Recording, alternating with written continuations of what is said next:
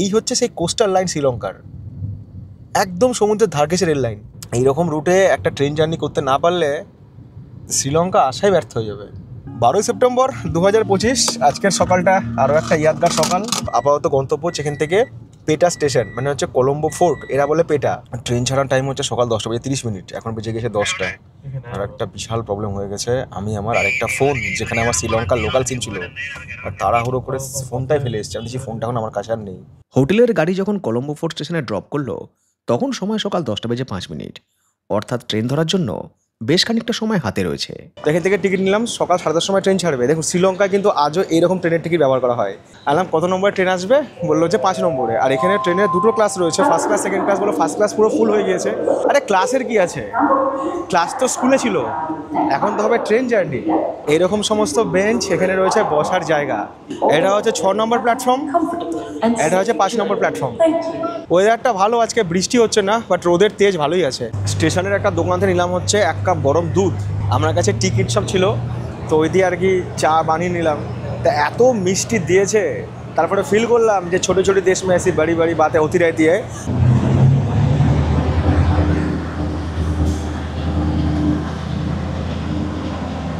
ঘোষণা হয়ে গিয়েছে, 5 নম্বর প্ল্যাটফর্মে আসছে ট্রেন নাম্বার 8086।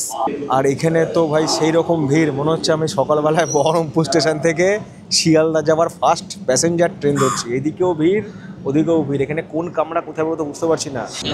WDM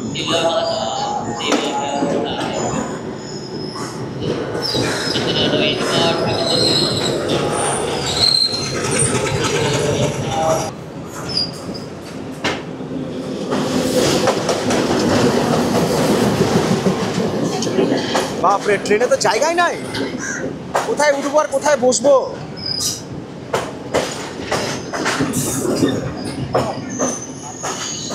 ট্রেন তো পুরো ফুল।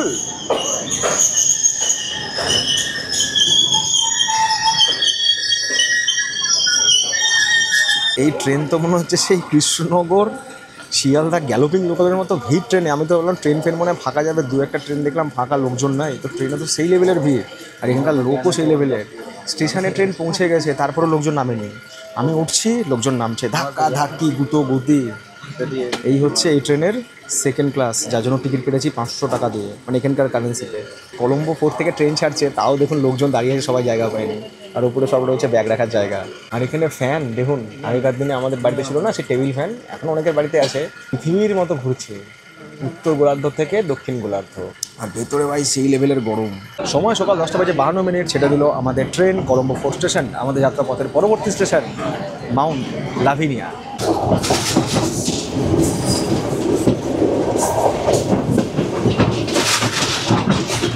ফাইনালি আমাদের ট্রেন চলে এসছে উপকূলীয় রেখা বরাবর। পাশেই হচ্ছে ভারত মহাসাগর, আর তার পাশ দিয়ে চলে গিয়েছে rail track.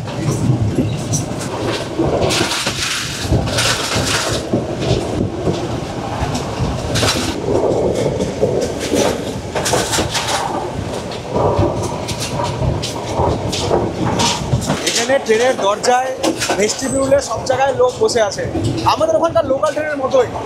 Colombo fort station থেকে এই কোস্টাল রেলওয়ে ধরে আমার গন্তব্য শ্রীলঙ্কার গল বা গালে। গালে শ্রীলঙ্কার দক্ষিণ পূর্বের একটি শহর। কলম্বো থেকে দূরত্ব 120 কিলোমিটার। পরিকল্পনা এটাই যে সকালের ট্রেন ধরে গালে পৌঁছে তারপর দুপুরের ট্রেন ধরে আবারও কলম্বো ফিরে আসব। তবে প্রথমবার বলেই ট্রেন নির্বাচনে একটু ভুল করেছিলাম, কারণ এই ট্রেনটা ছেড়ে আসে অনুরাধাপুর বলে একটা জায়গা থেকে, তারপর গল হয়ে চলে যায় বেলিয়াট্টা, যাকে বলে লং ডিস্টেন্স ট্রেন। সুতরাং ভিড় যে হবেই, এটাই স্বাভাবিক। তবে প্রথমবার এই অনভিজ্ঞ ব্যাপার স্যাপার আমি ভালোই এনজয় করছিলাম। আলাদাই সৌন্দর্য এই ট্রেন জার্নি, এত সুন্দর লাগছে না। এর আগে যখন জাপানের হোক্কাইডো গিয়েছিলাম, তখনও সমুদ্রের ধার দিয়ে ট্রেন জার্নি ছিল, প্রচুর বরফ ছিল, বাট এই জায়গাটা কিছু আলাদাই।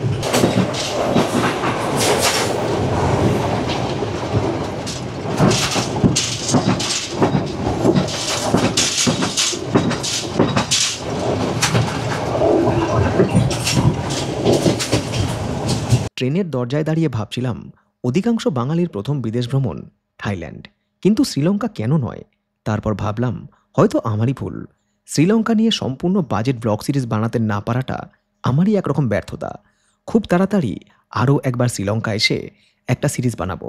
আর থাইল্যান্ড গ্রুপ ট্যুর সাকসেস হলে সালের ফেব্রুয়ারি মাসে একটা শ্রীলঙ্কা গ্রুপ ট্যুরও করব। রেলপথের পাশে না সি বিচ তো, আর এই সি বিচে অনেক রিসর্ট রয়েছে, রেস্টুরেন্ট রয়েছে।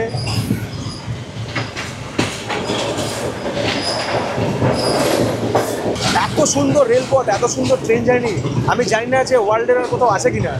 সত্যি সুন্দর। ও হোয়াট এ টার্নিং!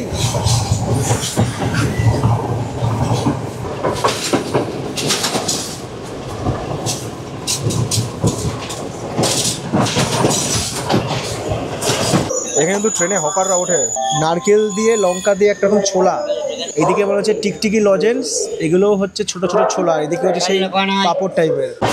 ট্রেনে বিক্রি হচ্ছে এরকম চপ, লঙ্কা দেওয়া চপ।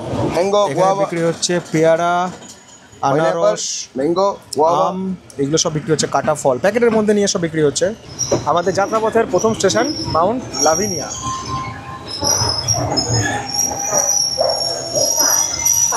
সময় সকাল 11টা বেজে 11 মিনিট। আমাদের ট্রেন এই মুহূর্তে এসে পৌঁছালো তার যাত্রাপথের প্রথম স্টেশন, এটা হচ্ছে মাউন্ট লাভিনিয়া। আমাদের যাত্রাপথের প্রথম station Mount Lavinia fort Colombo থেকে 14 কিলোমিটার দূরে। একই সঙ্গে মাউন্ট লাভিনিয়া কলম্বোর অন্যতম সুন্দর সমুদ্র সৈকত। ওই যে গার্ড সিগন্যাল দিল, সবুজ পতাকা দেখিয়ে দিল, উঠে পড়তে হবে ট্রেনে। মাউন্ট লাভিনিয়ার পরবর্তী আমাদের যাত্রাপথের দ্বিতীয় স্টেশন পানাদুরা। আমাদের জার্নি খুব বেশি সময় হবে না, 2.5 ঘন্টার মতো জার্নি হবে, মানে ওই শিয়ালদা থেকে কৃষ্ণনগর। এতক্ষণ অবধি আমাদের ট্রেন চলছিল ডবল ট্র্যাকে, এবার এই মাউন্ট লাভিনিয়ার পর থেকে সিঙ্গেল ট্র্যাক। ট্রেনের স্পিড 50 কিলোমিটার প্রতি ঘন্টা। যেভাবে ট্রেন এখানে দুলছে কামরা, আর সিঙ্গেল লাইন, পাশে সমুদ্র, ট্রেনের স্পিড এখানে 50 কিলোমিটার প্রতি ঘন্টা এরকম স্পিডেই চলছে। কোথাও কোথাও আরও কম, 25-30।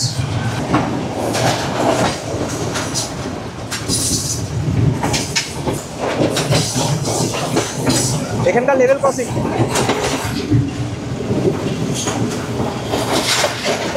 কোথাও রেলপথ সিঙ্গেল, কোথাও ডবল। ভারত মহাসাগর কখনো একদম পাশে পাশে, কখনো বা খানিকটা তফাতে। ঝকর ঝকর আওয়াজ করে ছুটছে রেলগাড়ি। উত্তাল সমুদ্র আঁচড়ে পড়ছে তটভূমিতে। হলদে বালি, নীল আকাশ, সাদা মেঘ, মনের কল্পনা আর বাস্তবতার দারুণ এক মেলবন্ধন।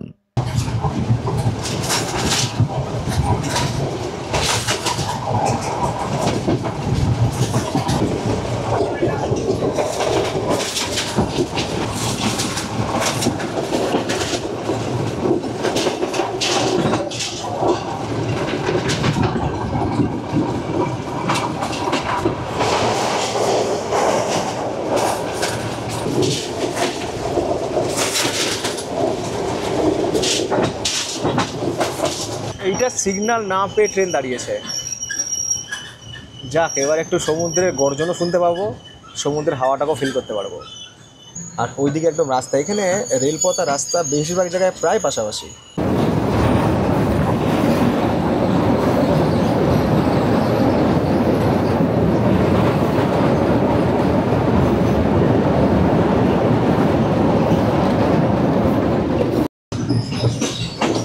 আমাদের যাত্রাপথের দ্বিতীয় স্টেশন পানাদুরা। কলম্বো ছেড়ে আসার পর এই হচ্ছে আমাদের যাত্রাপথের দ্বিতীয় স্টেশন পানাদুরা। আর পানাদুরাতে আমাদের ট্রেনে হল্ট রয়েছে 2 মিনিট। পানাদুরাতে ট্রেন এসে পৌঁছানোর কথা ছিল বেলা 11টা বেজে 19 মিনিটে, আর এখন টাইম হচ্ছে সকাল 11টা 37 মিনিট। আমাদের ট্রেন খানিকটা সময় লেট রয়েছে, 8 ঘন্টার ওপরে। দুটো স্টেশন পার করে গেল ট্রেন, তারপরেও কিন্তু ট্রেনের ভিড় কমেনি। যদি ট্রেনটা কলম্বো 4 থেকে ছাড়তো না, তাহলে জায়গা একটা ভালো পেয়ে যেতাম, বা যেহেতু ট্রেনটা অনেক আগে থেকে আসছে সেহেতু হচ্ছে সমস্যা।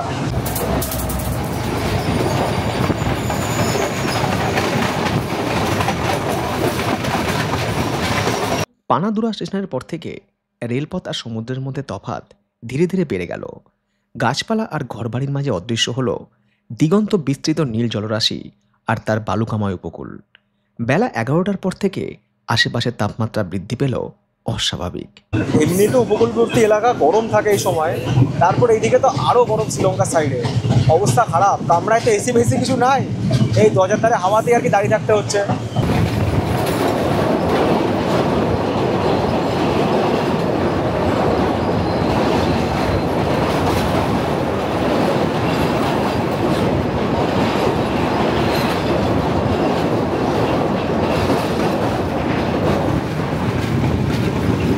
সময় 11:58, আমাদের ট্রেন এই মুহূর্তে এসে পৌঁছালো তার যাত্রাপথে তৃতীয় স্টেশন, এটা হচ্ছে কালুতুরা সাউথ।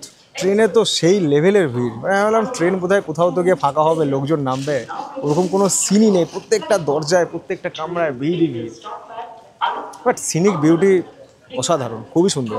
আমাদের যাত্রাপথের পরবর্তী station Aluthgama railway station. Train Kalutara south ছেড়ে আসার কিছু সময় পরেই আবারও দেখা মিলল ভারত মহাসাগরের। এদিকে সমুদ্রের ঢেউ আরও উত্তাল, অধিকাংশ জায়গাতে সমুদ্র সৈকত জনমানবহীন। মাঝে মধ্যে দেখা মিলছে মাছ ধরার ট্রলারের। সমুদ্রের হাওয়ায় তুলছে সার দিয়ে দাঁড়িয়ে থাকা নারকেল গাছের পাতা। ভাইয়াগালা সাউথ।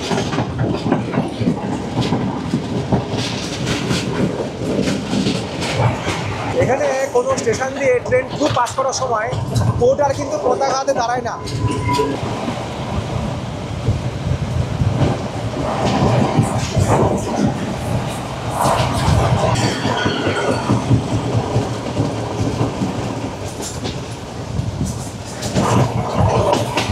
কলম্বো থেকে গালের পথে এই হচ্ছে বেরুওয়ালা স্টেশন। আপনারা স্টেশনেই দেখুন, অন্যদিকে কিন্তু দেখবেন না। তো এই স্টেশনে আমাদের ট্রেন দাঁড়িয়েছে কেন? কারণ এখানে একটা ক্রসিং হবে, যেহেতু এখানে সিঙ্গেল ট্র্যাক, সেহেতু ক্রসিংয়ের জন্য ট্রেন দাঁড়াবে, এই জন্য এখানে এত ট্রেনের লেট হয়। হ্যালো,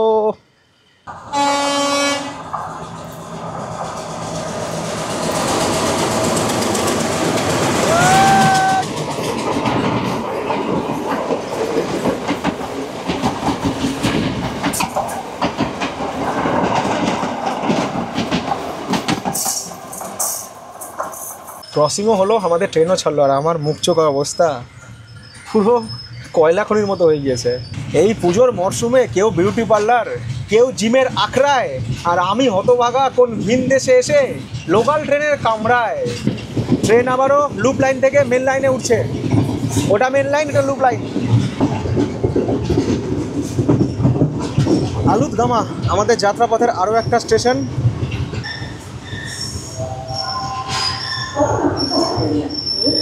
তাও স্টেশনটায় বসার জন্য বেঞ্চ আর চেয়ার রয়েছে। এতগুলো ট্রেন যে স্টেশন যে পার করে এলাম কলম্বো ছাড়ার পর, এই স্টেশনটা দেখলাম তাও মোটামুটি মানে ঠিকঠাক আছে, বড় আছে। এখানেও আমাদের ট্রেনের হল্ট রয়েছে 2 মিনিট। আলুতগামা স্টেশনের খুব কাছেই রয়েছে শ্রীলঙ্কার বিখ্যাত টুরিস্ট স্পট বেন্টোটা সমুদ্র সৈকত। আলুতগামার পরবর্তী আমাদের এই ট্রেনের হল্ট হচ্ছে আম্বালাঙ্গোদা। আলুতগামা, তারপরে হচ্ছে আম্বালাঙ্গোদা। ট্রেন যেন মনে হলো এবার একটু ফাঁকা হয়েছে, একটু ফাঁকা, মানে এখন আর প্যাসেঞ্জাররা যে দাঁড়িয়েছিল তখন দাঁড়িয়ে নেই, এখন সবাই অ্যাটলিস্ট বসার জায়গাটুকু পেয়েছে। জানলার ধারে আলটিমেট সিটটা পেলাম। গরম মারাত্মক, আর ওদিক থেকে ডিজেল ইঞ্জিনের ধোঁয়া। সমুদ্রে যে সবসময় পাশাপাশি থাকবে তার কোনো মানে নেই, কিন্তু সমুদ্র এখন অনেকটাই দূরে। এখন ট্রেনটা একটু শহরের ভেতর দিয়ে চলছে, সমুদ্র অনেকটা কিন্তু সাইডে সরে গিয়েছে। তবে এই কোস্টাল এলাকায় যে ট্রেন জার্নি করতে হলে না, সবসময় সকালের ট্রেন নেওয়া ভালো। সকালের ট্রেন নিয়ে যাওয়া বা বিকালে ট্রেন ধরে ফিরে আসা, কারণ এখন এই সময়, এই যে আজকে সেপ্টেম্বরের 12 তারিখে দিয়ে কিন্তু ভয়ঙ্কর গরম। সময় 1:03, আমাদের ট্রেন এসে পৌঁছালো আমাদের যাত্রাপথের আরও একটা স্টেশন, যার নাম হচ্ছে হিক্কাদুয়া। এরপরে আমাদের ট্রেন গিয়ে পৌঁছাবে হচ্ছে গল স্টেশনে, গল বা গলে, GALLE। ট্রেন অনেকটাই লেটে চলছে, মোটামুটি আধ ঘন্টার কাছাকাছি। তবে এই দিকটায় চলে আসার পর না আর কিন্তু সমুদ্র পাশাপাশি নেই, এখন কিন্তু নর্মাল সিনারিও। প্রথমে শুরুতে যখন কলম্বো ফোর্ট ছাড়লো, তার পরবর্তী বেশ কয়েকটা ট্রেন কিন্তু সমুদ্রের পাশাপাশি ট্রেন চলেছিল, দারুণ সুন্দর লাগছিল। এখনও যে খারাপ লাগছে তা নয়, এখানকার প্রকৃতি বেশ সুন্দর, আকাশে মেঘ, নীল আকাশ, মেঘ ভেসে যাচ্ছে, ছোটো ছোটো স্টেশন। স্থানীয় সময় 1:26, কলম্বো থেকে আমাদের প্রায় 120 কিলোমিটার পথ চলা শেষ। আমাদের ট্রেন ঢুকছে এবার গালে স্টেশনে।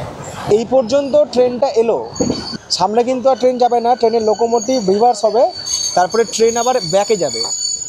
শ্রীলঙ্কার মিরিসার নাম হয়তো আপনারা অনেকেই শুনে থাকবেন। সেই মিরিসে যাওয়ার ট্রেন এখান থেকেই তার ডিরেকশন বদল করে এবং এই রেলপথ গিয়ে শেষ হয় বেলিয়াট্টা বলে একটা জায়গায়।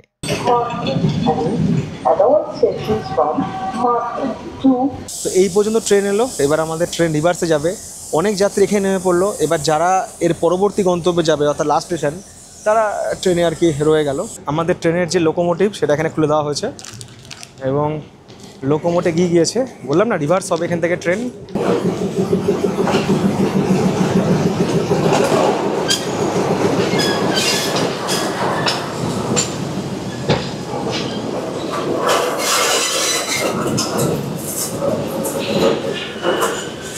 আর এই হচ্ছে এখানকার সব টিকিট কাউন্টার।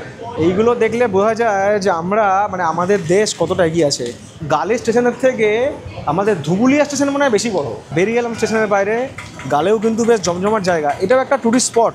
আমি যদি প্ল্যান করতাম তাহলে এই জায়গাটা অবশ্যই রাখতাম, বাট এখন তো প্ল্যানে আসিনি, এটা তো পুরো আনপ্ল্যান ট্রিপ চলছে। তো স্টেশনের বাইরে কিন্তু এরকম বাস, অটো, ক্যাব সব কিছু রয়েছে। মানে মেন রোডের পাশেই হচ্ছে এই হচ্ছে গালে স্টেশন। আর এখান থেকে নিলাম হচ্ছে ট্রেনের টিকিট। আমি বললাম কোনো এসির টিকিট, বললো না। আমি বললাম কোনো রিজার্ভেশন, বলছে না। কারণ ট্রেন কখন বললো বেলা 2:50 1 নম্বর প্ল্যাটফর্ম থেকে ছাড়বে। তো এখান থেকে একটা বিস্কুট নিলাম, প্রচুর খিদে পেয়েছে, কিছু খাওয়া হয়নি। আর পাশে একটা এখানে ক্যাফে মতো রয়েছে, রেলের রেস্টুরেন্ট, এখানে গিয়ে একটু বিস্কুট খাই, একটু চাটা খাই, আর যদি কিছু খাবার পাওয়া যায় তাহলে খাই। হাতে সময় অনেকটাই আছে এখন।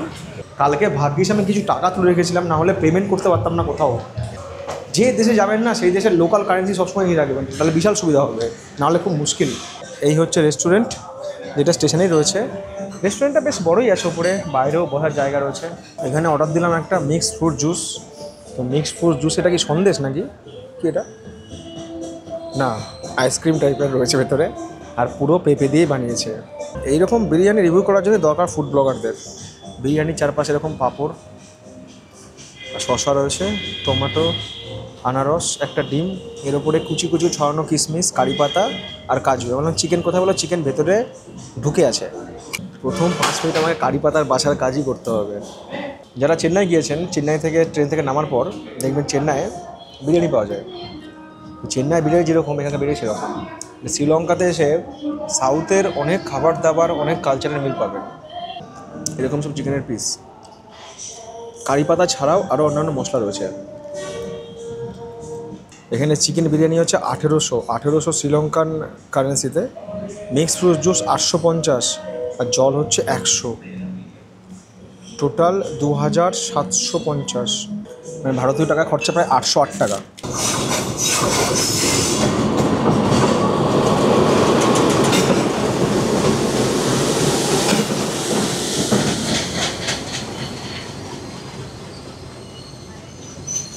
ট্রেন থামতেই লোকজন অন্যজনকে নামতে না দিয়ে, এই দেখুন ঠেসে লোক উঠবে না লোক নামবে, এই হচ্ছে এখানকার কন্ডিশন।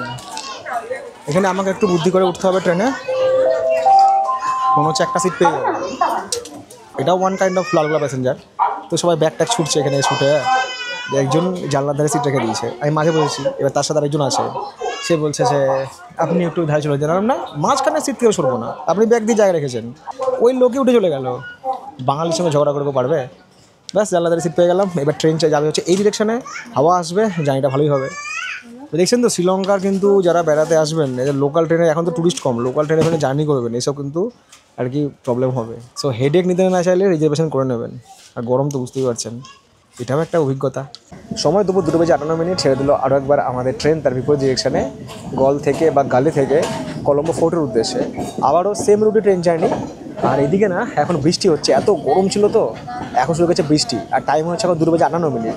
2:50 ট্রেন ছাড়ার কথা ছিল, 8 মিনিট মতো লেট।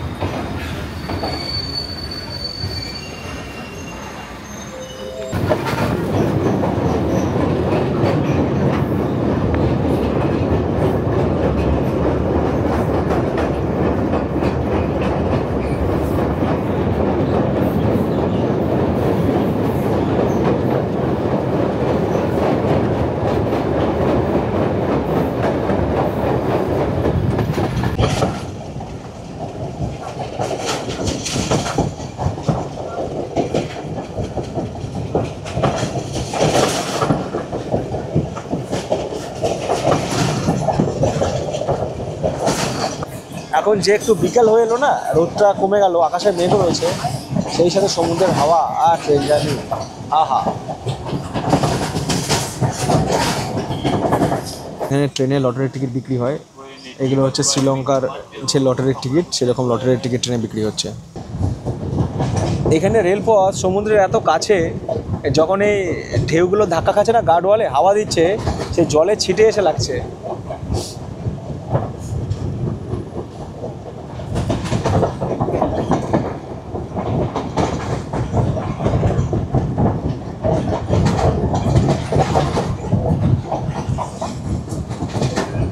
এই বিকালে না ওই দিকটাতে এখন ট্রেন বেশি, মানে এখন ট্রেনের সাথে প্রচুর ক্রসিং হচ্ছে।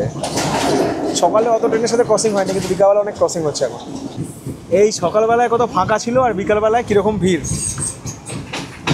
এইটা সেরা।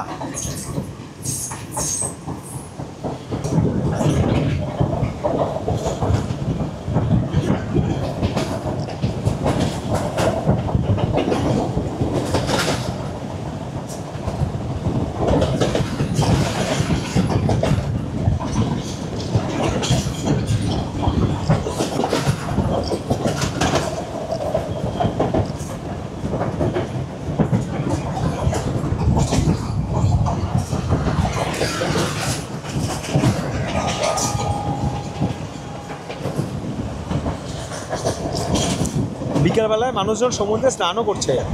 সকালবেলায় তো প্রচুর রোদ ছিল, লোকজন ছিল না, আর এখন সমুদ্রে কিন্তু চেহারা বদলে গেছে। এখন সব জায়গাতেই কম বেশি স্থানীয় মানুষ, টুরিস্ট সব রয়েছে।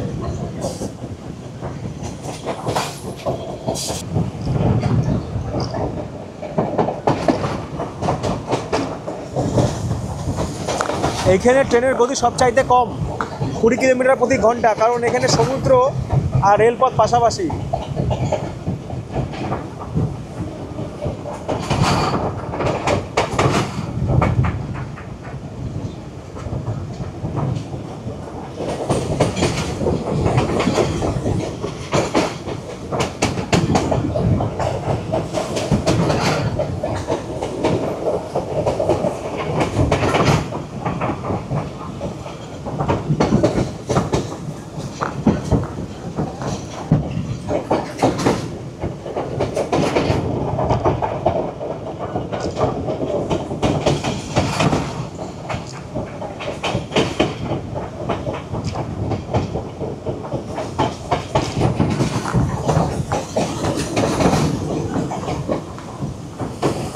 ট্রেন জার্নি অনেক করেছি, কিন্তু এই ট্রেন জার্নি সেরা সেরা।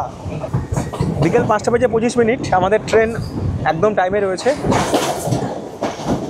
সেই সঙ্গে পার করছে একের পর এক কলম্বো ছোটোখাটো স্টেশন। এটা এক্সপ্রেস ট্রেন, তার জন্য সব জায়গায় স্টপ নেই।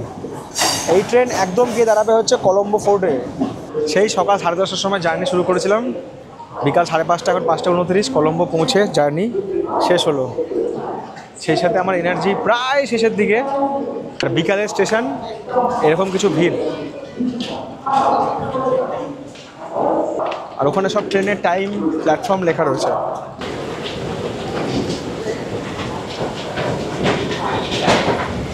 আর এই ট্রেনটা যেখানে নামলাম ওটা যাবে হচ্ছে এখন ক্যান্ডি।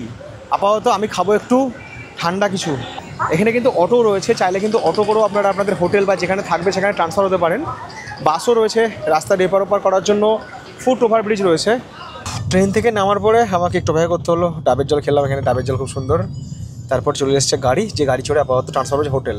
আর শ্রীলঙ্কার ট্রাফিক কিন্তু খুব বেশি। সকালে যখন এসেছিলাম তখন অতটা ট্রাফিক ছিল না, বিকালবেলায় ট্রাফিক খুব বেশি, তার জন্য গাড়ির রাস্তা একটু লেট হয়েছে।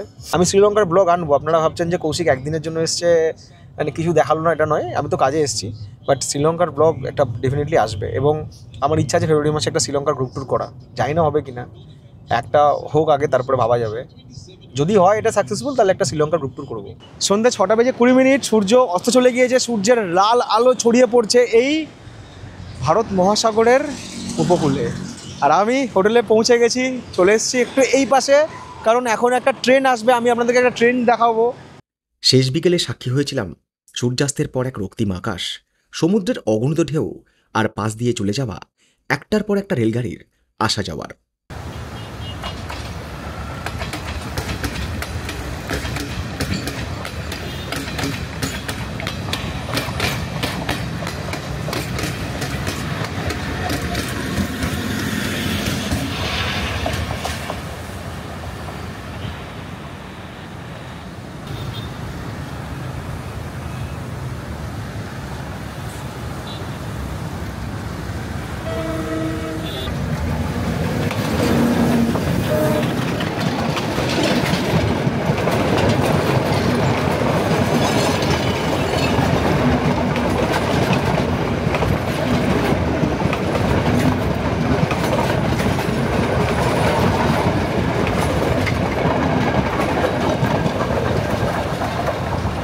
48 ঘন্টা শ্রীলঙ্কাতে কাটিয়ে এবারে ভারতবর্ষে ফিরে আসার পালা।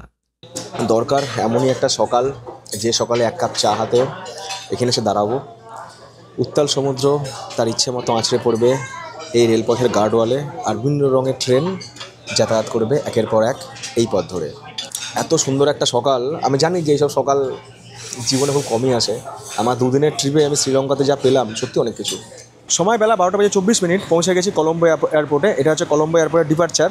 কোনো একটা দেশে যাওয়া কিংবা ঘোরাটা বড় কথা নয়, বড় কথা হচ্ছে সেই দেশে এন্ট্রি করা এবং সেই দেশ থেকে এক্সিট করা। কলম্বো এয়ারপোর্টের এটা হচ্ছে ইন্টারন্যাশনাল ডিপার্চার। ঢোকার আগে আমাকে দেখাতে হলো আমার পাসপোর্ট আর হচ্ছে টিকিট। তারপরে একবার সিকিউরিটি চেক হলো, হালকা চেক, ওই ব্যাগটা স্ক্যান হয়ে গেল। তারপর এলাম এখানকার চেক ইন কাউন্টার, সেখানে এখানে অনেক রকম এয়ারলাইন রয়েছে, ইন্ডিগো রয়েছে, এয়ার ইন্ডিয়া রয়েছে, গালফ রয়েছে। আমার বোর্ডিং শুরু হবে বেলা 12:50 থেকে, আর এখন টাইম হচ্ছে বেলা 12:37। সেই দিন 15 আগে মনে হয় ঘড়ি চার্জ দিয়েছিলাম, ঘড়ি চার্জই দিইনি, ব্যাটারি শেষের দিকে। আসার সময় বেঙ্গালুরু হয়ে এসেছি, যার সময় চেন্নাই হয়ে, তো সেই জন্য 2টো বোর্ডিং পাস, মানে কলম্বো থেকে চেন্নাই, চেন্নাই থেকে কলকাতা। এই এয়ারপোর্টে কিন্তু ভ্যাট রিফান্ড রয়েছে, তো যদি এখান থেকে কিছু আপনারা কেনেন এবং ভ্যাট রিফান্ড করতে চান তাহলে কিন্তু করতে পারবেন। আমি কোনো দেশের সঙ্গে তুলনা করতে চাই না, কিন্তু শ্রীলঙ্কা ছোট্ট দেশের ওপর সত্যি সুন্দর। আমি আবারও শ্রীলঙ্কা কদিন পরে আসবো। চলে এলাম ওপরে, এখানে হবে হচ্ছে আমার ইমিগ্রেশন। কমপ্লিট ইমিগ্রেশন, স্ট্যাম্প মেরে দিল।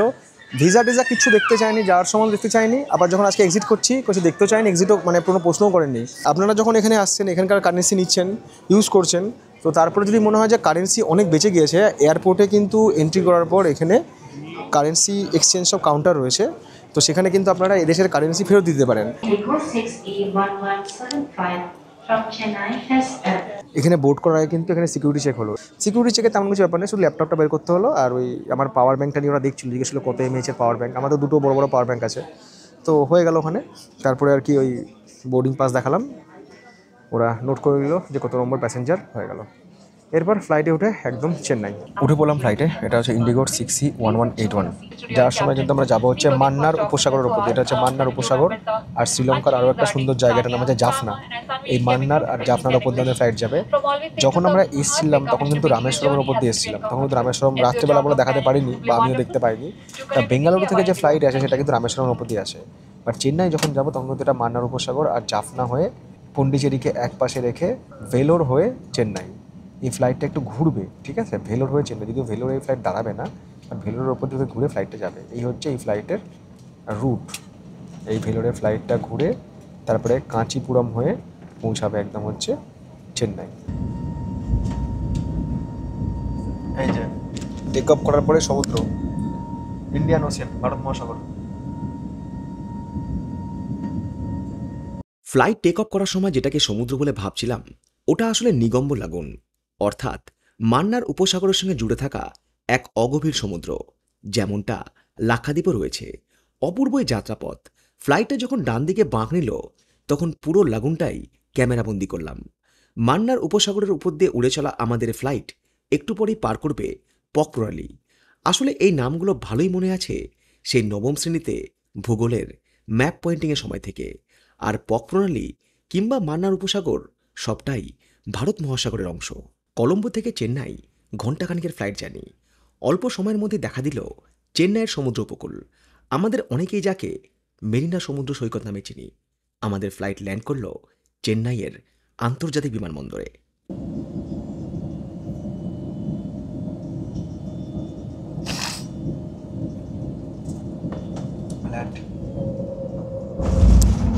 টাইম বিকাল 3:04। ফাইনালি চেন্নাই এয়ারপোর্টের মাটি ছিল আমাদের ইন্ডিগোর 1176। তাহলে চেন্নাই থেকে শ্রীলঙ্কা মাত্র 1 ঘন্টার জার্নি। বেঙ্গালুরু থেকেও সেম, চেন্নাই থেকেও সেম। চেন্নাই থেকে আমার পরবর্তী ফ্লাইট ছাড়বে হচ্ছে বিকেল 6টার সময়। ফ্লাইট একদম রাইট টাইমে পৌঁছে দিয়েছে চেন্নাই এয়ারপোর্টে। এখানে নামার পর প্রথমে হবে হচ্ছে ইমিগ্রেশন। সময় বেলা 3:45 আমার ইমিগ্রেশন ডান। ইমিগ্রেশন কাউন্টার আছে, প্রচুর ভিড় ছিল, একটা কাউন্টার খোলা আর গুচ্ছের লোকজন। তারপর এক এক করে সবাই এলে ইমিগ্রেশন অফিসাররা। তারপরে আর একটু ব্যাপারটা আর কি ত্বরান্বিত হলো। নিয়ে নিলাম লাগেজ থেকে আমার বেল্ট, নিয়ে নিলাম বেল্ট থেকে আমার লাগেজ। এরপরে আমাকে ট্রান্সফার হতে হবে হচ্ছে চেন্নাই এয়ারপোর্টের টার্মিনাল নাম্বার 2-তে। এটা হচ্ছে টার্মিনাল 1 যেখানে পৌঁছেছে কলম্বোর ফ্লাইট। এবার ট্রান্সফার হবো টার্মিনাল 2-তে। জিজ্ঞেস করলাম, বললো পাশেরই বিল্ডিং। একই টার্মিনাল হলে কোনো প্রবলেমই হয় না, যখনই টার্মিনাল পাল্টে যায় তখনই এখান থেকে ওখানে যাও, ওখানে গিয়ে আবার চেক ইন করো, আবার লাগেজ দাও, আবার সিকিউরিটি করো, এতে আলটিমেট সময়টা খেয়ে যায়। সামনে রয়েছে কাস্টম পার করে তবে যেতে হবে। তা ওখানে সব যাত্রীরই আর কি ব্যাগ স্ক্যান করাতে হচ্ছে, কাস্টম স্ক্যান করছে। এই পিঠের ব্যাগ দিয়েছি, ট্রলিটা দিয়েছি, আর ছোটো ব্যাগটা দিয়েছি। দিয়ে আমাকে বলছে ছোটো ব্যাগটার মধ্যে কী আছে দেখান। ফোন আছে। মানে হ্যাঁ, ভেতরে আইফোনটা রাখা আছে। আমি ফোন ম্যাক্সিমাম টাইম ব্যাগেই রাখি। তো বলছে আইফোন, বললাম হ্যাঁ এটা আমার personal.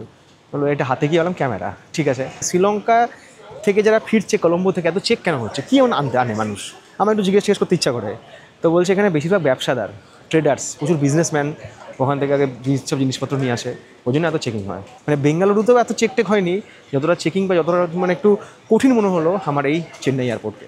International to domestic baggage transfer, আমাকে আমার ব্যাগ এবার এখানে দিয়ে দিতে হবে। ইন্টারন্যাশনাল থেকে ডোমেস্টিক ট্রান্সফার হবেন চেন্নাই এয়ারপোর্টের। কতক্ষণ ধরে লাগেজ টানবেন কিংবা ট্রলি ঠেলবেন। দেখুন এখানে লেখা আছে international to domestic baggage transfer. তো আমি ওখানে গেলাম, আমার বোর্ডিং পাস দেখালাম, সেই সাথে আমার লাগেজ আমি এখানে দিয়ে দিলাম। লাগেজ অটোমেটিক এবার ট্রান্সফার হয়ে যাবে যে ফ্লাইটে আমি যাবো, অর্থাৎ লাগেজ নিয়ে আমাকে আর টার্মিনাল চেঞ্জ করতে হবে না। একজন একা ট্র্যাভেলারকে কত কিছু ম্যানেজ করতে হয়, কত কিছু বুঝতে হয়, জানতে হয়, শিখতে হয়, তবেই সে একটা দেশ থেকে একটা দেশ কমপ্লিট করতে পারে।